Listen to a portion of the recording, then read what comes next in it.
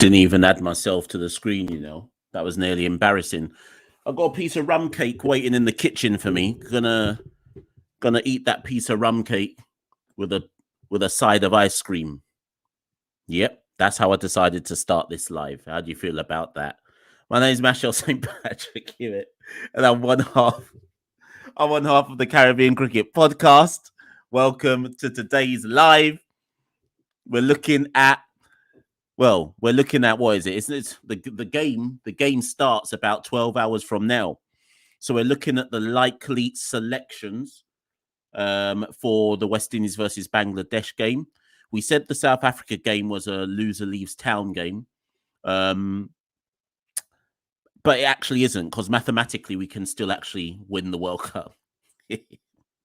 So tomorrow is actually a loser leaves town game. Whoever loses out of Bangladesh and West Indies tomorrow is mathematically out of the competition. So whilst we can still mathematically win, we must still rally behind the West Indies. So yeah, welcome everyone. Everyone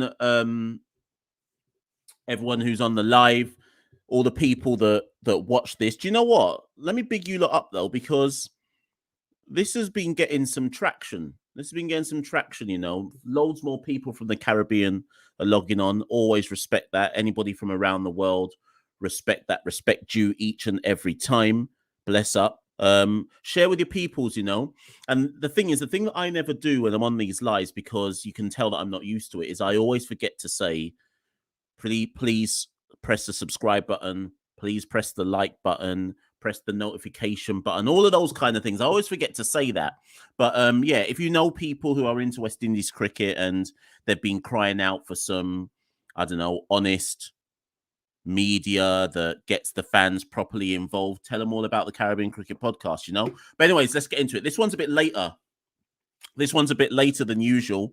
I don't usually do it this late, but this was the only time I could do it today. Oh, also, before I forget, so tomorrow I'll be doing some radio commentary for Guerrilla Cricket on the West Indies Bangladesh game. So if you're somebody who can't catch the visual and you're trying to look for radio comms, if you go into Google and type Guerrilla Cricket, they do live internet radio commentary on every game of the World Cup. So I'll be doing that for West Indies Bangladesh tomorrow. So if you don't have the live pictures, you can get that. And that's everywhere in the world. It's not geo-blocked, so it doesn't matter where you live. You can get access to that if you're somebody who prefers radio comms. Most people prefer to watch on TV, but you never know. Right, let's get into it. So I've got a few topics that I want to I'm going to try to do this one in order today. So first things first, let's talk about and remind everybody what the team was for the last game against South Africa. Lewis, Simmons, Gale, Hetmeyer, Pooran, Pollard, Russell, Bravo, Akil. Why has it got McCoy on there? Sorry, that should say Walsh. I thought I'd edited that. It was Akil, Walsh Jr., and then Rampole. So that was the team that played the South Africa game and lost. I would be shocked if there are not changes. So I'm just going to make a change to this team so we've got it properly. So here we go. Yeah, so that was the actual team. I would be shocked if there aren't changes made for tomorrow's game. The only question in my head is it going to be one change only, or are they going to make three changes? There are three possible changes I reckon they could make. I don't know if they're going to be brave enough to make three changes. I don't know if they're still going to back the majority of the present players to finally come good. But we can get into that in a minute. I don't want to just rush straight into, these are the changes they should make. And with due respect to everybody who's on the live, I don't want to say, what do you think yet? I just want to give a bit of context first before we, before we jump into the who should be in the team and who shouldn't be. So let me paint the context. Let me give you all of the background, and then I want to hear what people think should happen. So the first point is the venue. So this game is at Sharjah, right? It's our first game at Sharjah. Our first two games have been in Dubai. So this is our first game at Sharjah, and I think we need to talk about that first and foremost, okay, before we talk about changes. So at Sharjah, just to remind people, there's been three games There's been 3 games in Sharjah so far. Big up Clyde, by the way. You're new. I've not seen you before, so big up Western Canada. Love that. There's been 3 games in Sharjah so far. Bangladesh played there already against Sri Lanka. Bangladesh made 1-7-1, and Sri Lanka chased that down. Afghanistan then played Scotland. Afghanistan made 190 and bowled Scotland out with their spin attack for 60. New Zealand then played Pakistan, and Pakistan restricted New Zealand to 134 for 8, and Pakistan chased that down. Generally speaking, there's been 2 main things that, there's been 2 main things that have come out of the Sharjah ground so far. It's more high scoring than the others. Why? It's a smaller ground. The boundaries are closer in, and it suits attacking stroke play. In theory, Sharjah should suit the fact that West Indies like to hit sixes. In theory, if anybody watched the Afghanistan game, you would have seen how Zazai and I can't remember the opener who's with Zazai. Is it Gurbaz? I can't remember who opens with Zazai, but you'll see that they went straight after the Scottish bowling. Bangladesh did the same to Sri Lanka. So it should, in theory, because of the small boundaries, be a high-scoring game tomorrow. The other issue is it's a ground where chasing has generally worked out better. In fact, so far in the World Cup, only one team has won setting a target, and that was Afghanistan. They set 190, which Scotland were never going to get, and they bowled Scotland out for 60. But Scotland have been a mess in this tournament anyway. Shazad was the opener. Sorry, of course it was Shazad. So the World Cup trends, the World Cup trend so far has been if you chase, you win. So even before we get into selection, I'm already saying whatever happens tomorrow, West Indies need to win the toss. And ideally, West Indies need to chase. Does it mean that if you chase, you're definitely going to win? Who knows? But that's been the trend in the World Cup so far. For anybody who's just jumping in the live, I'm setting the context of the background to this game first before we jump into who mustn't play and who should play, etc. Clyde, let me just answer this. Jermaine doesn't play white ball cricket because he's never available. Whenever we have Super 50 or we have CPL, generally speaking, Jermaine's never been around to show his white ball form, so he never really gets picked up by a CPL franchise, really, or he's not about to play a lot of Super 50, so that's why. So Sharjah is the first thing we need to know about. Oh, sorry. The other thing I want to talk about in terms of Sharjah, the majority of the wickets that have been taken at Sharjah have been by fast bowlers. That's important. So anybody who's going to throw at me, this is what the selection should be. Bear in mind the context I'm setting first before you just start saying do this and do that. The majority of the wickets at Sharjah have been taken by fast bowlers, or the best economy has been by fast bowlers. So when it was Bangladesh versus Sri Lanka, Kumara and Karunaratne were the best bowlers for Sri Lanka. Similarly, when Bangladesh bowled, Shakib was the best bowler, but Shakib is Shakib. But the best bowler after that was the Fizz. When Pakistan played New Zealand, Haris Rauf was the best bowler across the 2 sides. He took 4 for something, okay? So this isn't necessarily, as much as Bangladesh are going to come at us with spin, it's not necessarily a spinner's deck. The fast bowlers are the ones who have been doing better at Sharjah than the spinners. So bear that in mind, okay? So that's the first point that I want you all to take on board. The second point you need to acknowledge before you tell me about who you're going to bring in and so on and so forth is Bangladesh's bowling attack. Listen, my people, I'm going to big myself up for a second here in terms of Caribbean Cricket Podcast, because my thing is this, right, and why I tell people to listen to us. I'm always going to come with the thoroughness, you know. I'm never going to just give you some random opinion. The one thing you're always going to get from me is I'm going to do my research before I come at you lot with this is what I think should happen and so on and so forth. I study the thing up, you know. So the next point, Bangladesh bowling attack. So the Bangladesh bowling attack is largely speaking, it's a lot of left-handers in terms of bowling. Shakib is a left-hand spinner. The Fizz is a left-arm fast bowler. Shariful Islam, left-arm medium fast bowler. Nazum Ahmed, left arm orthodox.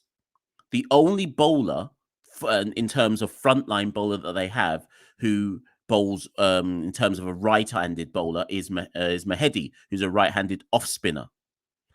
Why am I pointing that out? Because we have so many left-handers. We have a left-hand glut at the top of our order and effectively through our team as well. Bangladesh have spinners, yes, but they don't necessarily have spinners to exploit the fact that we're left-hand dominant in our batting lineup. So it's going to be really interesting to see how Bangladesh go about their business tomorrow, because they don't necessarily have the bowling attack to Saifuddin's gone home. Sorry, Gerald. Sorry. Yeah, I could be wrong, Gerald, but I thought Saifuddin was the one who was injured and was going home, which is why I didn't include his name. But I will double check that. If he's not injured, yeah, there he goes. Yeah, Adrian said it. That's why I'm making this point, because Saifuddin's injured. And I think this actually hampers Bangladesh in theory, if you're talking about on paper and if you're talking about matchups. In theory, given that we're left-hand bat dominant, Bangladesh's bowling attack doesn't suit the matchups. So it's going to be really interesting to see how they adapt. Now, why am I also making this point? Because if you lot are going to tell me about changes you're making, you can't drop any of the left-handers. That's my personal opinion. Yeah, they could bring rebellion, in fairness, and that I suspect they will do. So anyone you want to change or drop out the team, I don't think any of them can be the left-handed batsman. So anybody who's got their notes down now about when I get to who would you bring in and whatever, I think every single left-handed batsman is safe. So that's Lewis, that's Gale, that's Hetmeyer, that's Puran. None of them are getting dropped. Okay, if any of you had any of them getting dropped, I don't think you would have done anyway, but none of them are getting dropped. Okay, obviously, if Bangladesh are left-hand bowlers dominant, that's a bad thing for Simmons, Fletcher, Chase, if he comes in, Pollard and Russell, because they're going to be the ones who are targeted with the matchups. But obviously, we're going to talk about who may be getting dropped in a minute. So that's the Bangladesh bowling attack. Then we have to talk about the Bangladesh batting, because again, the reason I'm bringing this up is this will affect how some of you might who you might think about. Sorry, what am I saying? So I've lost my train of thought. We have to talk about the Bangladesh batting, because this will affect who some of you say should come in to the team to bowl. Now, in the Bangladesh top 7, only 3 of their batsmen are left-handers. Say that again. In the Bangladesh top 7, only 3 of their batsmen are left-handers. So they are right-hand dominant in terms of their batting, right? So the left-handers are Naeem, who opens, Shakib, obviously, and Atif Hussain, who comes in at number 7. So only 3 of their batsmen are left-hand dominant. Why am I bringing this point up? Because it means that we may not play an off spinner.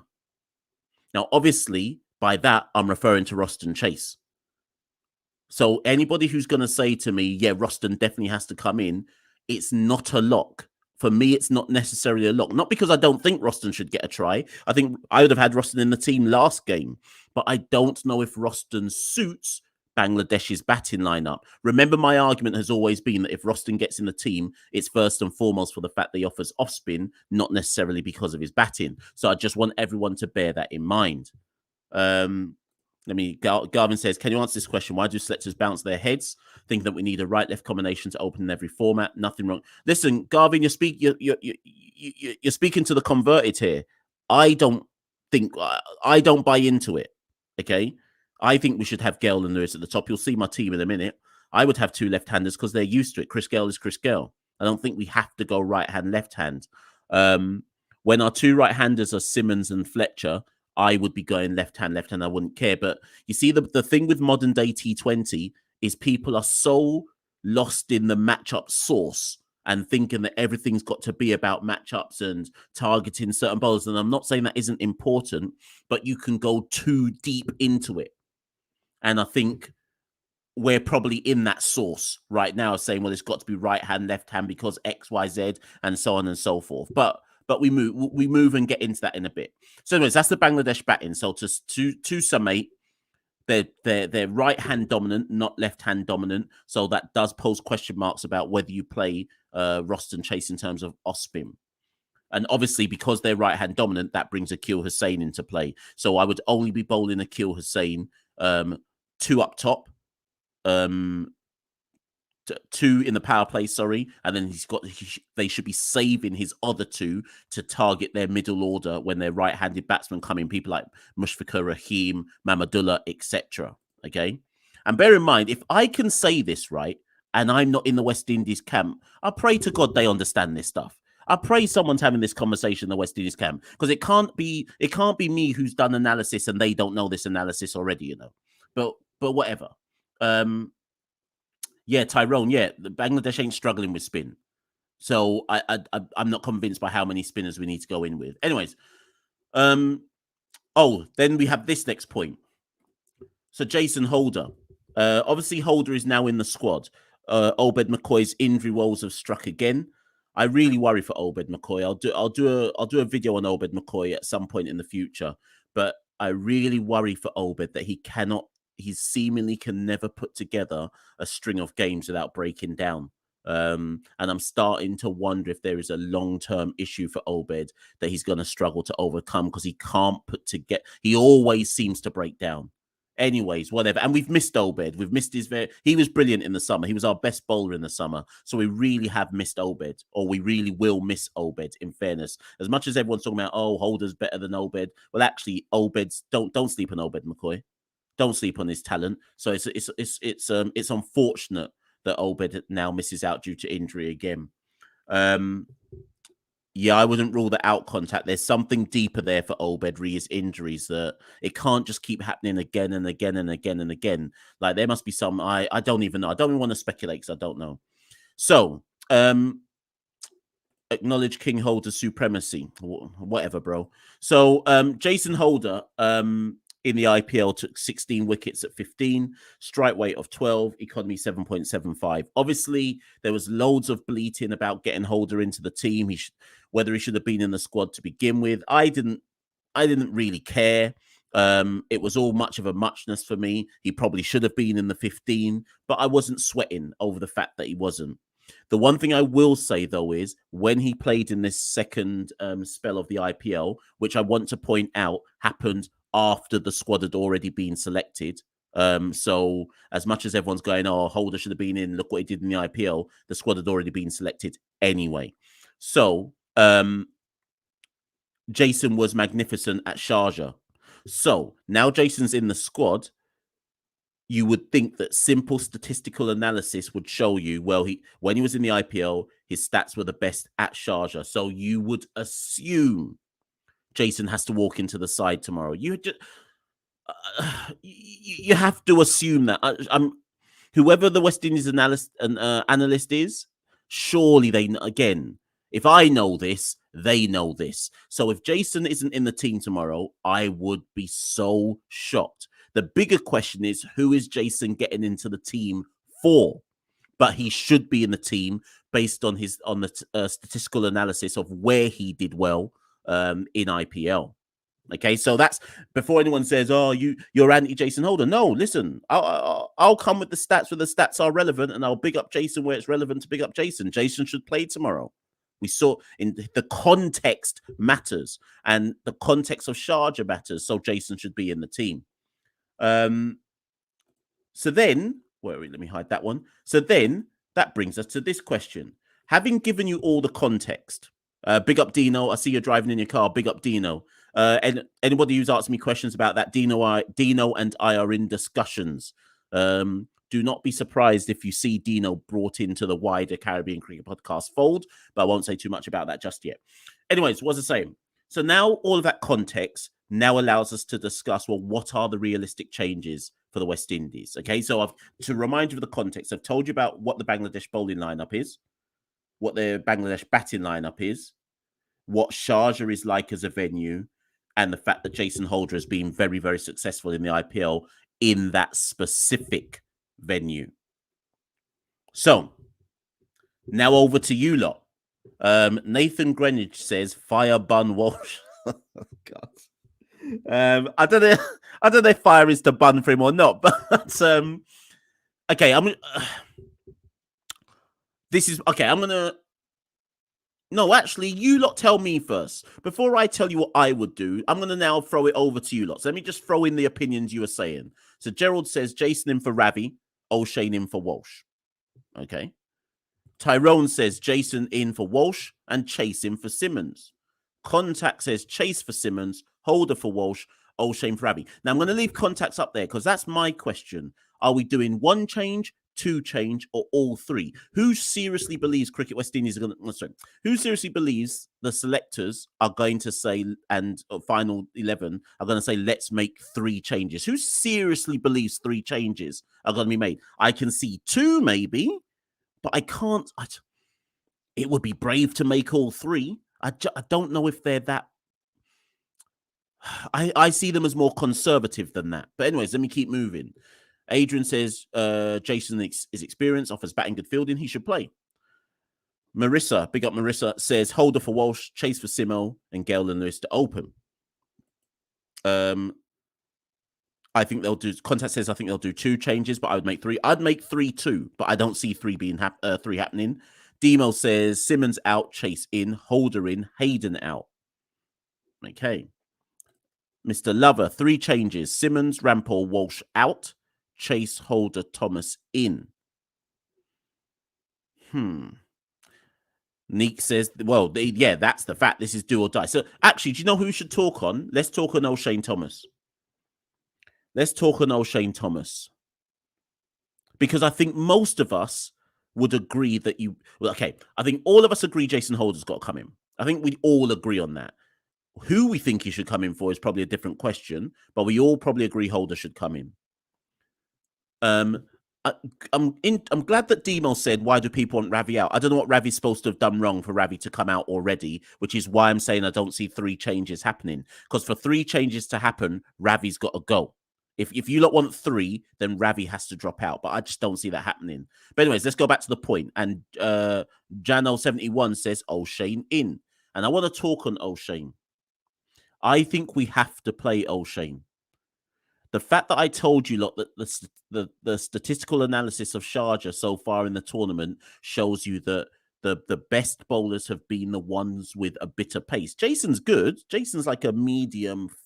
He's not even fast. Jason's like a medium, slightly fast, if you want to call that bowler. Jason's thing is more because he offers the bounce and movement, right? Oshane is rapid. Let me put this to you lot. Who trusts Oshane? Because that's what it boils down to. It's not about whether we want Oshane in or not. It's about who trusts Oshane. You lot come to me. Who trusts Oshane? Who trusts Oshane to bowl less than 2 no balls in his 4-over spell?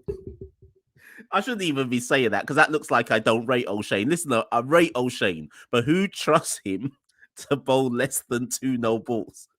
So, listen, I would play Oshane Thomas tomorrow. I would play Oshane Thomas. It's a shame that Dino is driving in his car because I'd love to know. Dino, I don't know if you can type, but I would love to know if Dino would play Oshane Thomas tomorrow or not. If Oshane comes in, Ravi probably has to come out. Or if Oshane comes in, I don't think Roston should come in. But Roston is probably due his chance. So it's all a bit of a gamble right now in terms of how you want to balance this out. I think most of you, yeah, here we go. Marissa's right. When Oshane gets it right, he does what he did to Pakistan at the World Cup. The problem is all of us know that Oshane is wild, and we none of us truly know what type of bowler we would get tomorrow if Oshane plays. Everybody in the back room that I've spoken to, why is the name suddenly gone? Roddy Eswick, in plenty of press conferences, has been saying how much Oshane has improved. They said that Rajasthan Royals, I think that's who he was doing the bowling with in the IPL in terms of net bowling, certainly have said that he was looking good. Then he played in the warm-up games and he was looking like a wild man. So I just don't know with Oshane. I just don't know. What did Dino say here? The fans might not trust, but the selectors trusted. I always maintain rotation is normal horses for courses. Yeah. Okay, I'm gonna. Oh, contact says it's worth a try. We have 0 points out of 4. Yeah. So I'm gonna. Where are we? Yeah. So Adrian says agrees with Neeks. We can't necessarily trust Oshane, but we have to take the chance. It's now or never. If we make 3 changes, people, this is how I see the 3 changes going. Simmons out, Chase in. That means you push Chris Gale to open with Evan Lewis. Hetmeyer probably comes at 3. Chase probably comes at 4. Puran at 5. Pollard 6, although I think Pollard should bat higher. I've always had an issue with Pollard coming in that low. But anyways, Pollard 6, Russell 7, and then Bravo 8, right? So Chase would come in for Simmons. I think most of you want that. Holder would come in for Walsh. So you don't play the leg spinner. Holder comes in for Walsh. Okay. So that, and then the question mark simply boils down to Oshane Thomas or Ravi Rampal. That's what the question mark boils down to. So if you want to make the 3 changes, that's how the 3 changes go for me.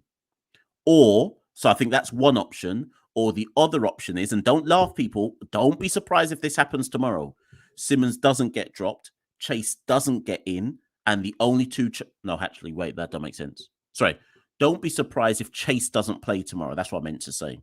So if Simmons gets dropped, it's Oshane and Holder who come in. Holder would then act as a floating right-hander. Don't laugh at me, people. Holder, the advantage of bringing Holder into the team is actually, and this is why, as soon as they announced, Cricket West Indies announced that Holder was suddenly in the squad now because of Obed being out, I actually tweeted immediately and said, this now lessens the chances of Roston playing. So everybody who had been calling for Roston, I was like, actually, this now puts Holder possibly in direct competition with Chase. Because the reason why you lot want Chase is you're talking about anchor, blah, blah, blah, blah, blah. But the advantage of Holder, particularly versus spin, is Holder can go up the order at number 4 as well. I don't know if you lot watched the Sri Lanka series earlier in the year. They floated Holder up the order to counteract Sri Lanka's spin. Was anyone watching that like me? Did you lot deep that? So if Holder comes into the team tomorrow, I wouldn't be surprised if Chase doesn't get in. So as much as you lot have been calling for Chase, I think Holder actually leapfrogs Chase and becomes the floating right-handed batsman up the order.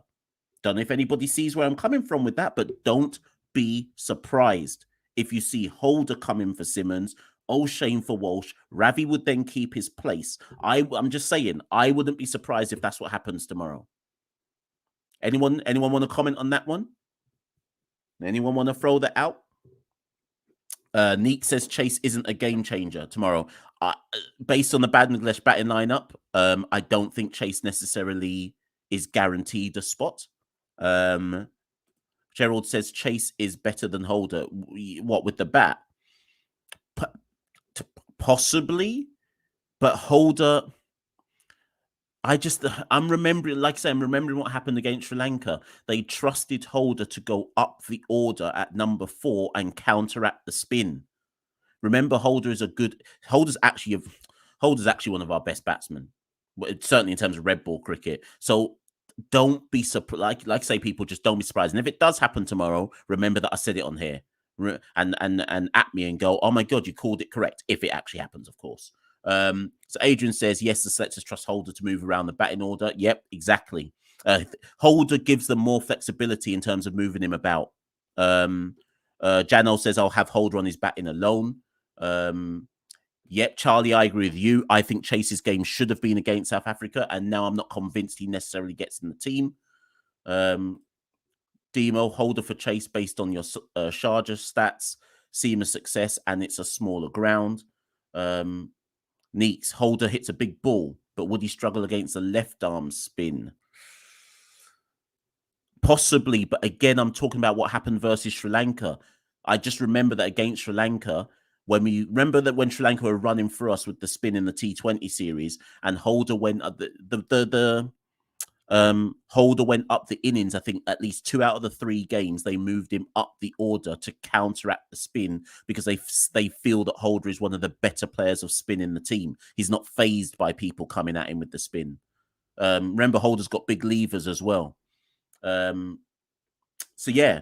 Anyways, listen, that's reached the half-hour mark. Is much later than usual. Than that I would have done this. I wasn't expecting that many people to jump on this one, and I only wanted it to be a quick one. So I'll end it off again simply by saying, if I had to be forced into a selection issue, I would say that my team for tomorrow: Lewis and Gale open, Hetmeyer at 3.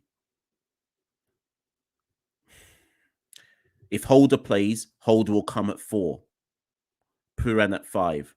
Russell at 6. Pollard at 6. Russell at 7. Bravo at 8. And then your 3 bowlers, obviously Holder's already there, would be Akil, Oshane, who I think comes in for Walsh, and Rampal would keep his place. That's what my gut instinct is telling me.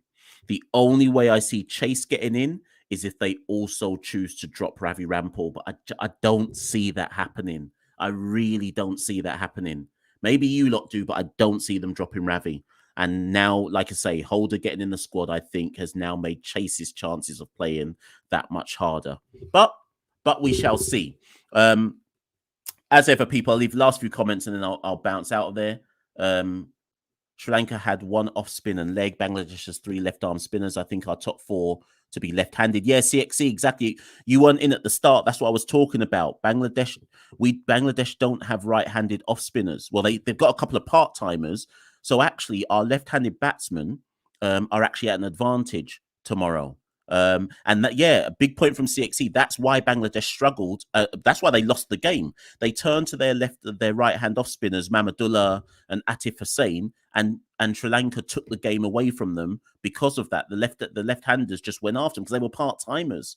So I actually think technically on paper the matchup suit West Indies. Anyways, people, I'm gonna sign off now. I say a quick one. Quicker than yesterday, obviously. A quick one. Even though I sign off, you lot remember you can chat amongst yourselves, in the comments. I think when I sign off, the comments are still kind of there for you lot to talk to each other and so on and so forth. So yeah, and last point, let Neeks have the last word. Whatever the team is, we rally. Obviously, loads of you are in different countries. Those who are in Jamaica, what's that? 5 o'clock wake up again tomorrow. If you're on the eastern half of the eastern half of the Caribbean, it must be 6 o'clock wake up. It's an 11 o'clock game in the UK. So everybody rally. We rally around the West Indies again because that's all we can do. If you haven't already, like the video on your way out, subscribe, tell people, share the Caribbean Cricket Podcast. I'm saying peace, and I'll catch you tomorrow evening when I'll do the review show after the game, and hopefully, sugar. I was about to say, hopefully we'll have 2 points, but just a very quick one, just in case anybody doesn't know, although really and truly this should probably be a different Rumshot Diary session. So in the best versus best game, so Team Blackwood made 384 for 6 declared. Nkrumah Bonner was unbeaten on 166 not out. If anybody was doubting his place in the test team, he's secure. He'll be playing in Sri Lanka. Ramon Reefer, who I should do a video on, always produces, never gets a chance, got 71. Raymond Reefer, I should say. The pick of the bowlers for Team Brathwaite was Rakeem Cornwall, 2 for 79, and Jaden Seals, 1 for 23 off 17 overs. And then in reply, Team Brathwaite are 73 for 2, the last I checked. Craig is on 35 not out. Solazano made 2. Shamar Brooks made 34, and Shea Hope is at the crease with Craig. The interesting thing about Team Brathwaite, though, is that Shea came in at number 4. I'm not going to talk on that today, but that's very, very interesting because what's that saying about who they're earmarking to open with Craig then? Does that mean that they're saying that it's going to be between Kieran Powell and Shane Mosley to who goes to Sri Lanka to open? And if they're putting Shea at number 4, does that mean they're finally deciding that if Shea is to come back into the team, he's coming back in the middle order? Interesting times. Today's not the video to delve into that in any detail, but as soon as the T20 World Cup is over, you best believe that I'm talking about that test series and what the makeup of the test squad will look like for Sri Lanka and so on and so forth. Remember when Shea Holt came on our podcast, he said to us direct, if he could pick his position, he'd bat number 4 in red ball cricket. So maybe this is them saying, come then, prove yourself. But We shall see. Anyways, peace out, people. We got plenty of time to talk about Test cricket after the World Cup. Thanks everyone for jumping in the live, etc. And I shall see you tomorrow. Rally around the West Indies tomorrow, and let's chat tomorrow. Cheers. Peace.